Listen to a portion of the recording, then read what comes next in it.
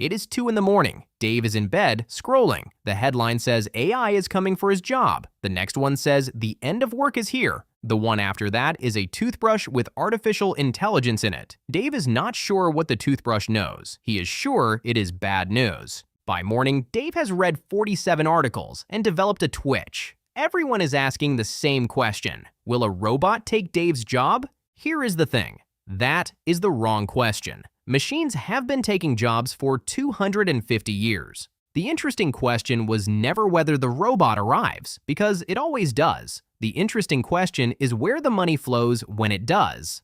By the end, you will know whether AI makes you rich, poor, or just busier than your grandfather ever was with a shovel. Spoiler, it depends on one thing, and it is not the robot. To be fair to the panic, let us hear both sides. Economists have 2 answers to what technology does to wages, and they point in opposite directions. Think of it as a horse race. Horse number 1 says robots do the work, companies need fewer people, wages go down. Simple, brutal, very easy to believe at 2 in the morning. Horse number 2 is the one they teach in textbooks. It says technology makes each worker more productive, and productivity is what wages are made of. So wages go up. Dave naturally has bet on both horses. Hedge your bets. He read that somewhere, on a mug. Here is the textbook logic, and it is genuinely lovely. Imagine Dave works in a biscuit factory. If Dave makes 100 pounds of biscuits a day, the factory had better pay him something close to 100 pounds. Because if they do not, the biscuit factory across the road will. There are apparently many biscuit factories. Competition forces wages to follow productivity. It is a beautiful little machine of an idea. New technology arrives, Dave makes 300 pounds of biscuits. Rival factories circle like seagulls. Wages triple. Everyone wins. The textbook closes with a satisfied click.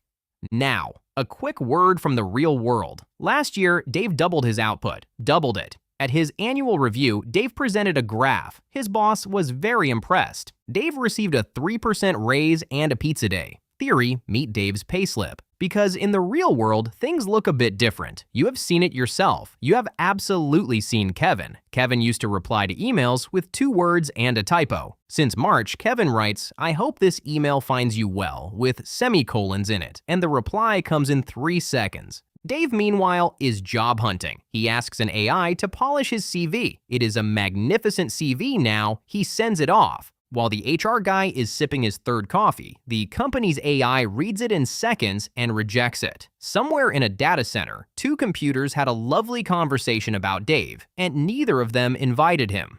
The rejection email arrives at 3 in the morning. It thanks him for his passion. He calls customer service about it. "I understand your frustration, Dave," says the chatbot, returning to main menu. And at work, there is a big all-hands meeting. The slide says, "We are not replacing you, we are empowering you." The font is cheerful. Under the slide, Dave's department is 4 people smaller than it was in spring. Meanwhile, on LinkedIn, a man in a rented office chair explains that AI will not take your job. Someone using AI will. He posts this every day. It is his job. So that is horse number 1, and it looks fast. Companies quietly need fewer juniors, and the instinct says wages go down. But before you put money on it, you should know that we have run this exact race before.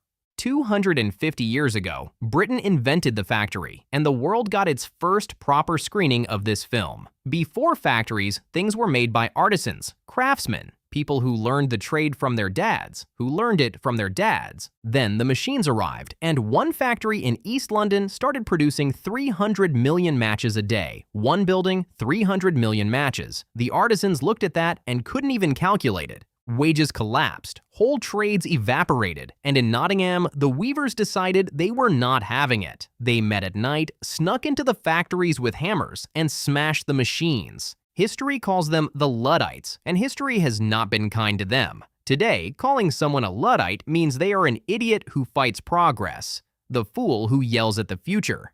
But here is the uncomfortable part. The Luddites were not wrong about their own lives. The machines really were better, and their wages really did collapse. Both things were true at the same time. The promised future wasn't for them, but for the next generation.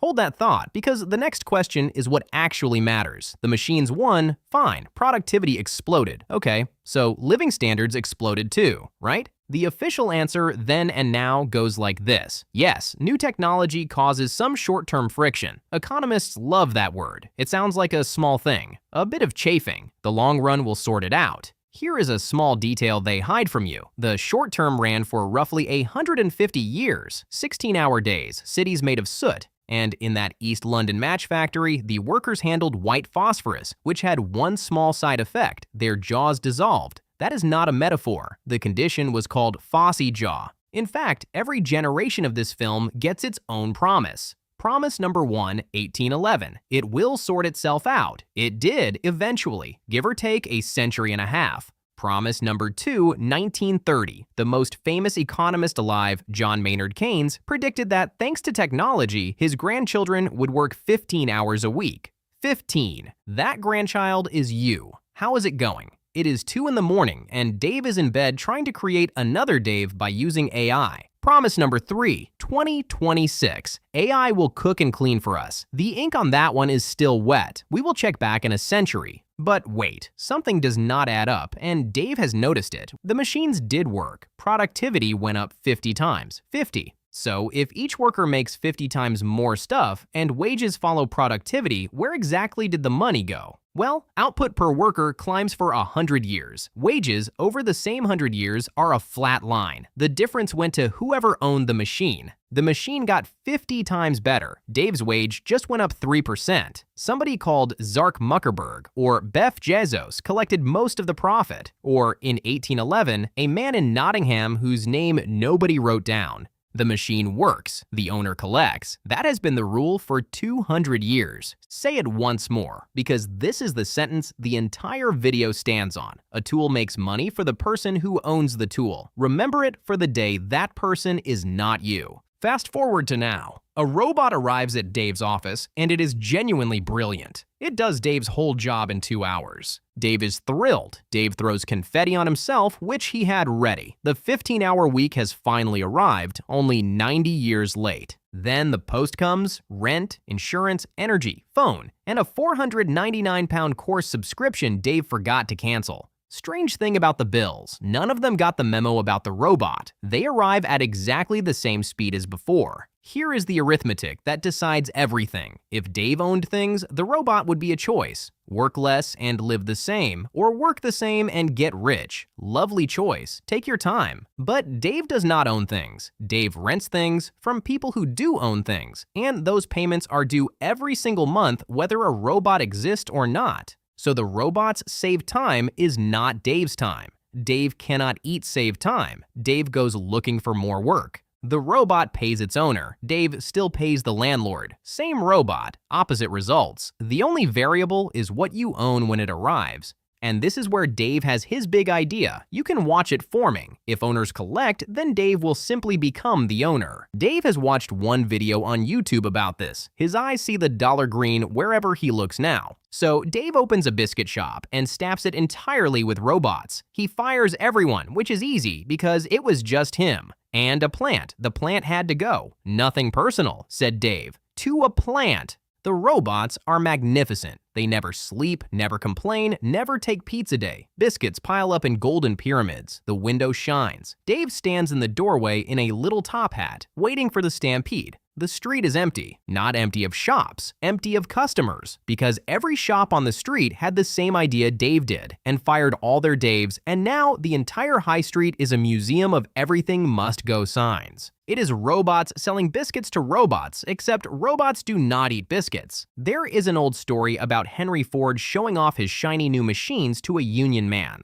Good luck getting these to pay union dues, says Ford. The union man looks at the machines for a long moment. Good luck getting them to buy your cars. Dave has built the perfect business. He just forgot to leave anyone who could walk through the door. So, will AI destroy the economy? Still the wrong question. The robot is not a hero, and it is not a villain. It is a cash register. It rings for whoever owns it, and it only keeps ringing if somebody is left outside the shop who can still afford what it sells. This is the third screening of this film. The first 2 times, the fine print took about 100 years, and the ending depended a lot less on the machines than on who owned them. Dave, for the record, owns a mug and some debt.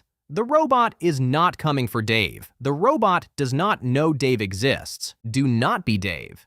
And subscribe, obviously. It is the one thing an AI cannot do for you. Yet.